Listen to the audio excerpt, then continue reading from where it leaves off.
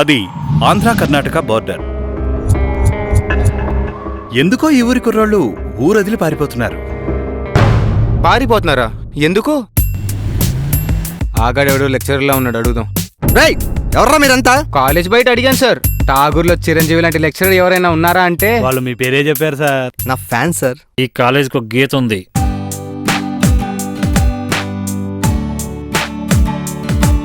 ఎందుకు మీరు నన్నే చూస్తున్నారు? అదోలా పింక్ డ్రెస్ వేసుకొస్తే ఏదో చెప్తాను. నేను నిన్ను ప్రేమిస్తున్నాను అని మాత్రం చెప్పను. ఈడియట్. నేను లోఫర్ కూడా. ఈసారి కూడా చెన్నై సిఎస్కే మీద వేసారా? ఐపీఎల్ అంటారా?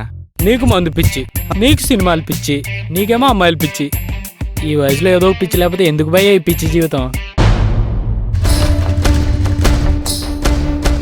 నా బ్యాక్గ్రౌండ్ తెలుసు కదా, శంకర్. శంకర్ అన్న. అసలు ఎవడ్రా ఈ శంకర్ అన్న? నా గురించి ఎప్పటివరకు తెలుసుకున్నాడు లేడు, రాసినోడు లేడు. అలాంటిది నువ్వు టీవీలో వేస్తావా నన్ను? ఆ దందానే క్లోజ్ చేసేస్తే